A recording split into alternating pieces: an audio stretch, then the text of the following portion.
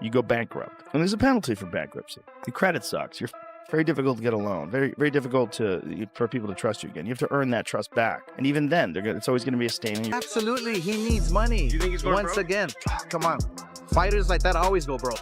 Yeah, he's stupid. He's an idiot. He loves the fame and he loves the money.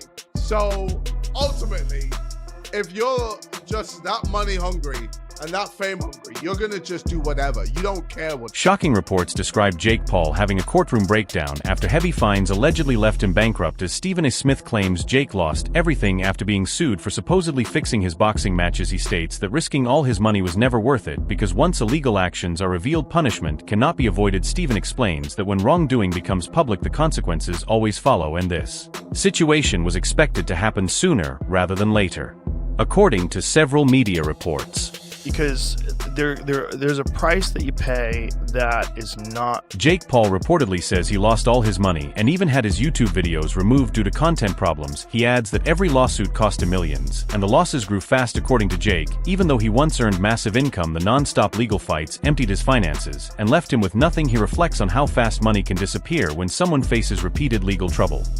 From Jake Paul versus Anthony Joshua. What have we got here?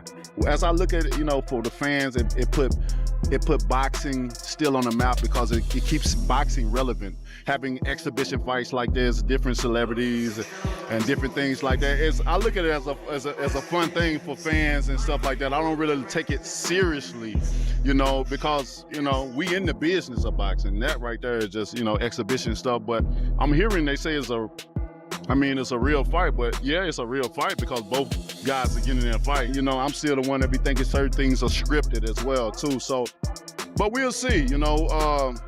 I always say may the best man win, and main thing about it, may those guys go in there and have fun. Jake Paul reportedly stands firm that he never fixed any fights and says he will take legal action against anyone who accuses him of something he did not do. He explains that scripted fights are illegal and that making false claims is a serious issue. According to Jake, the accusations have no truth and could even be treated as a federal crime. He stresses that he is ready to go to court to defend his name and protect his career. Fake Paul, I call him, against Anthony Joshua. Massive unit, two-time world champ, still got a big punch.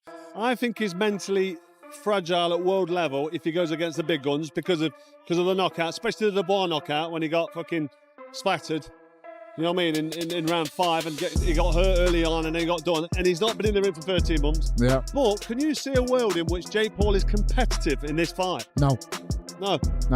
How do you see the fight going if AJ takes it serious? He reportedly says that many critics misunderstand boxing and do not recognize the planning and tactics behind every action in the ring. According to Jake, the criticism is unfair, and people who call his fights rigged simply do not have the knowledge to understand the skill and complexity of professional boxing. He explains that boxing is not just about throwing punches, but about reading an opponent, controlling distance, managing energy, and making smart decisions at the right moment. He believes many viewers judge fights only by knockouts and ignore defense, movement, timing, and ring awareness. Jake adds that professional fighters train for years to master these details and that nothing in the ring happens by accident. He says every step, every guard change, and every punch is part of a larger plan. Critics, he claims, often speak without experience and base opinions on clips rather than full fights. He also points out that boxing styles differ and not every fight looks aggressive because strategy depends on the opponent. He argues that smart fighters know when to attack and when to stay patient. He believes labeling fights as fixed is an easy excuse for those who do not understand the sport. Jake says he has worked hard to improve his skills, conditioning, and discipline,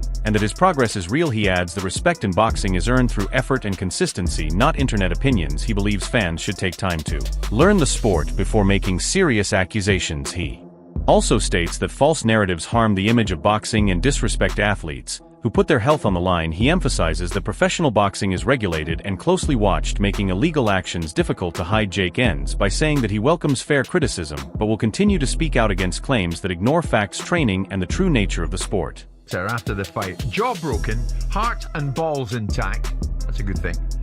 Time to rest, recover, and return to cruiserweight. I mean, he's coming out of it as if, well, yeah, I got battered in the end, but boy. That's what he will do. I mean, it depends what you think this was. I mean, I never felt it was anything other than entertainment. I'm not surprised that Anthony Joshua could have knocked Jake Paul out anytime he wanted to. He didn't want to. So why didn't he? Because, well, when you're on a platform like Netflix that turns one-part episodes into a 6-part series, why would you think that part of their entertainment model is to have a 30-second fight Why? You watch a Netflix series, you can watch it and you can go, well, I get the gist of it. Why have you got to turn it into 10 episodes? Because I'm dying with boredom after episode. Are you telling me that Netflix probably emphasised, listen, guys, take this as long as you can? Anthony Joshua didn't step, irrespective. I sat to all these guys, whether it be Spencer or Paul Smith, talking about the fact that Jake Paul couldn't run. Tunny Jeff speaks in support of Jake Paul by saying the people who claimed Mike Tyson was holding back are wrong. He explains that Mike was not pulling his punches, and that if he had fully committed to a shot at that moment, Jake would have instantly responded with his own attack. According to Jeff, these critics do not truly understand boxing, and overlook the importance of skill, timing, and strategy inside the ring, which makes their opinions unfair and poorly informed. Interview 6. Play to Jake Paul. He has a lot of guts, and the fact that he wasn't carried out of this fight on a stretcher, you know, certainly I guess you could say is a positive. But what did I think about this? What did I think about Mike Tyson versus Jake Paul? Look, it felt like Anthony Joshua carried him. It felt like Jake Paul brought in as much of a negative anti-style as possible, circling away, constantly holding Joshua, constantly falling to the ground. Again, while you're certainly going to give respect for the YouTube star turned fighter for having the guts to put on this type of show and to stand in there for as long as he did until a clean right hand in the corner when Paul was absolutely exhausted, dropped him and ended the fight.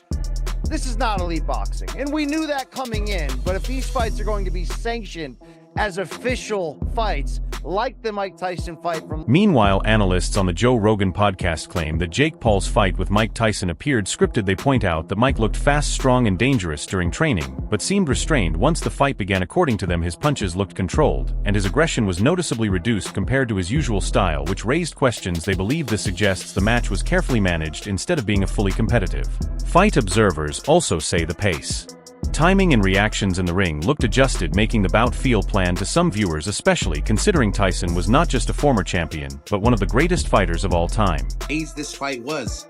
I do believe it was scripted. What? And I believe that Tyson was certainly held back. What? Look, I'm a fighter and I can see it. It goes on the record, and it was sanctioned. What? So Jake Paul paid to get the W on his record? Bruh. For what? For your own personal satisfaction? Bruh. I keep telling you, if you want to be a real fighter, like you say you want to be... Jake Paul's recent fight with Anthony Joshua was surrounded by rumors that he planned to influence the match in his favor through strategy and careful movement, but those ideas did not seem to work as expected. Instead, Jake appeared more focused on protecting himself in the ring, rather than trying to take control of the fight. Observers noted that while he showed moments of solid defensive skill, his overall approach was cautious, which highlighted how difficult it is to face a top-level fighter like Joshua. Analysts say that despite planning and preparation, the bout revealed how hard it is to fully apply strategy in real time, proving that even well-thought-out plans can fall apart in the unpredictable world of professional boxing.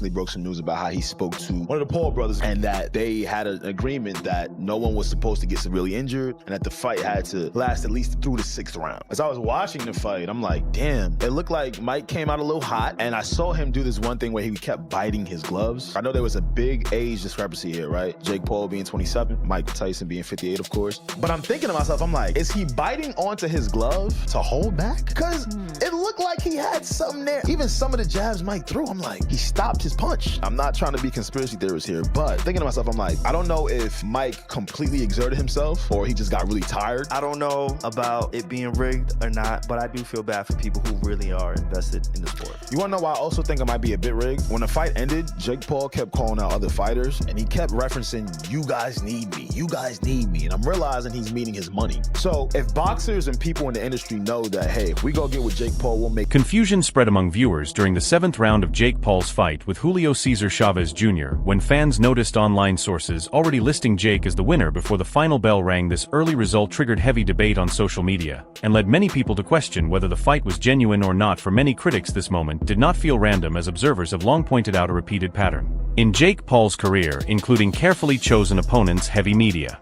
promotion, and wins that often seem predictable. During the fight, fans searched online and saw detailed records of past matches, followed by a result claiming Chavez Jr. lost by unanimous decision in 2025. Even though the fight was still happening in real time, this unexpected listing caused shock and strengthened claims that some believe Jake Paul's fights are fixed, leaving viewers openly questioning the credibility of the bout and asking whether the outcome had already been decided before the fight.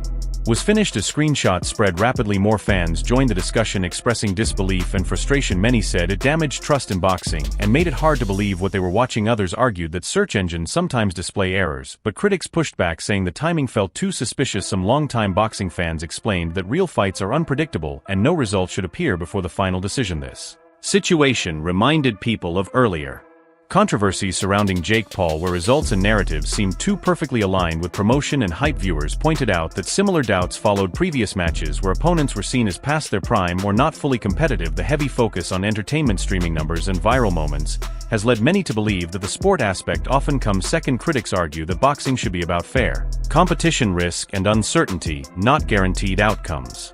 Designed to sell event, supporters of Jake Paul, however, claim that these accusations rely on speculation rather than proof and say online listings cannot be trusted. They argue that Jake has no control over search results and that mistakes happen regardless. The incident added fuel to ongoing debate about authenticity, credibility, and transparency in modern boxing, leaving fans divided and questioning where the line between sport and entertainment truly lies. I already know I'm mad about this fight. I really wasn't even going to talk about it because I already felt like it was a setup. But when Trick Daddy Dollars posted this on Instagram, it really just confirmed and solidified everything. So, Trick Daddy Dollars posted this on Instagram, and I'm going to read it to social media. So, it says the rules for the Mike Tyson versus Jake Paul fight are designed to favor Jake Paul. These include: the rules are extremely favorable to Jake Paul.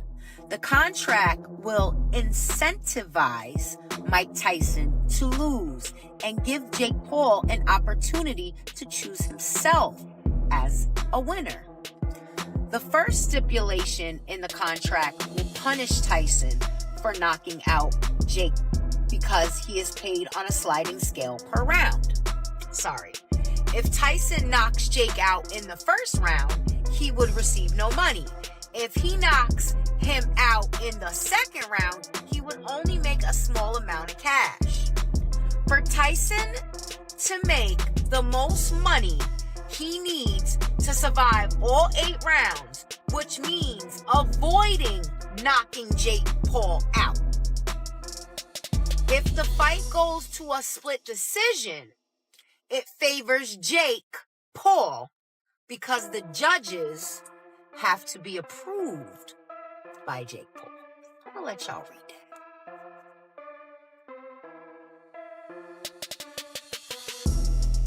that. I knew it was a setup.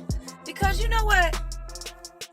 Mike Tyson had a lot of open air opportunity to smash Jake Paul's fight with Chavez Jr. was not the first time his matches came under heavy criticism, as many fans believe his fighting style and career choices blur the line between real competition and entertainment. Spectacle viewers have noticed a pattern where his opponents are often past their prime. Fights are designed for maximum attention and outcomes seem to favor him. These controlled elements have led many to believe his career focuses more on promotion and showmanship than proving himself against evenly matched fighters. This debate grew even louder with serious claims surrounding the Mike Tyson versus Jake Paul fight, where some voices in the combat sports world said the bout was rigged. Critics expressed shock and disappointment, saying it raises serious questions about the credibility of boxing when fans feel they cannot trust professionals to give their best effort. They pointed to moments where Tyson appeared to hold back his punches and avoid seriously hurting Jake, which many saw as unacceptable. Fans who expected Iron Mike to fight with full force felt let down, saying they believed Tyson would dominate instead of showing restraint. This reaction fueled anger, frustration, and a sense of betrayal among viewers who felt the sport had been disrespected and that such performances damage boxing's reputation and trust with fans who expect honest competition inside the ring. Did this fight with Jake Paul with the same mindset after seeing him fight on a beat on points a 58-year-old Mike Tyson? My opinion is no. I think he feels zero fear in this fight. He's in a unique situation where he's going into a boxing ring with someone he doesn't believe deserves to be there. So is he going to be paying the price in training? Is he going to be getting those early nights? Is he going to be pushing himself and sparring to get the very best out of himself like he did for the Ngannou fight? Unknown. I don't know. I don't think he will. I don't think he'll want to risk having any hard sparring just in case he gets injured. Because if he gets injured, he misses this $75 million payday against someone he doesn't believe will be good enough to be a legitimate sparring partner for him. You know what I mean? So it's a very unusual situation. Very, very unusual. And, you know, obviously all the advantages are in Anthony Joshua's favor, except this one, except the mindset factor. Jake Paul has nothing to lose. He's got everything to gain. Him reaching round 3, round 4 is a win, in my opinion, and in many people's opinion. If Anthony Joshua doesn't detonate his right hand or a jab off of Jake Paul in the first 30 seconds, minute, and put him in problems, you know, some people feel that he's underachieved or he let boxing down. You know, people don't consider Jake Paul a real boxer because he's got such a big profile on social media and he's got that background that he's come from. But Joe Rogan adds more depth to the conversation by saying that Jake Paul has always wanted to be taken seriously as a real fighter. He recognizes that Jake wants to step into the ring and show he can handle true competition. However, Rogan also notes that the repeated pattern of opponent choices and controlled situations makes people question how much of what they see is real and how much is carefully planned to benefit Jake's career. This discussion continues with Jake's fight against Anthony Joshua, where analysts like Ariel Helwani explain that Joshua had no reason to take major risks just for money. Already extremely wealthy Joshua was more focused on protecting his reputation and long-term legacy than chasing a paycheck. This explains why Joshua fought in a careful, controlled way, avoiding unnecessary danger, and showing that the stakes of the fight were very different for him compared to Jake Paul. From a year ago, I have a new tape today, and I can juxtapose those. I actually can see some timing. I actually can see some speed. I actually can see some footwork. I can see some power, and I can compare it. Now, Jake is in a wildly difficult spot. Boxing is unlike, by example, track and field. Track and field is all about personal records. You do not need to be faster than the guy standing next to you, right? Now you can win and you can get trophies on that, but it's not actually your goal that your coach is working on you with. You just today want to be faster, throw further, jump higher than a previous version of yourself. Boxing doesn't work that way. It is straight. It doesn't matter how good you are. It is 100% comparative to how good is this guy. I understand that. But as human beings, we have to start somewhere. And I think there are many things that are going to be wins for Jake. I do not subscribe to the idea. Now he does. He will not agree with me. But an older version of himself, as he looks back, will see that Chael makes a very fair point. There's a number of things that are going to be wins or not for Jake. Now, Joshua's got one. Crush that man, get your hand raised. That's it. Well, I don't see it like that for Jake. I don't see it like that. And I know you guys don't either. I know you don't, because so many people that are predicting this fight won't even happen. Or that are predicting if this fight happens, these guys are going to be nice to each other. What does this word exhibition mean? Right? There's all these things where you're trying to take away, and you're not necessarily wrong. If Jake... Dan Raphael offers additional insight by focusing on the dynamics of the fight with Anthony Joshua. He gives Jake Paul credit for lasting as long as he did, explaining that Jake's cautious and defense-first approach, even if disliked by many fans, was the only way he could survive several rounds against a fighter of Joshua's level. From Raphael's point of view, the match clearly shows how difficult it is to move from spectacle-driven events to true professional-level competition. This idea of planned outcomes goes beyond the fights with Joshua and Chavez Jr., as critics have long argued that Jake Paul's opponents are often carefully selected to draw large audiences while reducing real danger in the ring. In boxing for like less than a decade, he has had no real professional opponents other than Tommy Fury that were legitimate world-class boxers. I don't even remember what happened in the Tommy He lost a close decision, but it was a good fight. It was a good fight, though. He's a good boxer. If he wasn't a YouTuber, people would be way more impressed with him. Yeah. The problem is he was like a famous kid, and then no one took him seriously. Yeah. But oh, and then he started too with like more spectacle-ish fights. People were like, "Oh, this is you." He fought, Nate Robinson, like a basketball player. But the thing is, he knocked Nate Robinson He knocked him dead. the fuck out. And yeah. it's the way he did it that I was trying to tell people. I'm like, no. That was skillful. So like there's like boxing matches where you see two guys just slugging it out. One guy lands a punch, and yeah, he landed a good punch. What Jake did is he slid back and landed a punch. Yeah. It's like the athleticism along with the intelligence, the technique. I'm like, he's not even doing it that long. And he's also hyper competitive, even though he's wealthy. Yeah. Like you would assume that wealth would take away your drive for But competition. it hasn't. Yeah. He's also nuts, right? Just Yeah. the fact that he's willing to fight the two-time heavyweight champion, former Olympic gold medalist. Yeah. A guy who's gigantic in his pride, built like a Greek god. Yeah. And you're going to stand, and he's a one-punch killer. And you're going to stand in front of that guy. And he avoided shots till the 6th round. He just started getting tired. Yeah. His movement in that fight was crazy. It was very good. Yeah. It was very good. He was really keeping him moving around the whole ring. And then you can't afford to get tired. You can't get That's tired. the thing is, like, he gets tired in a lot of his fights in the later rounds. You should really sort that out.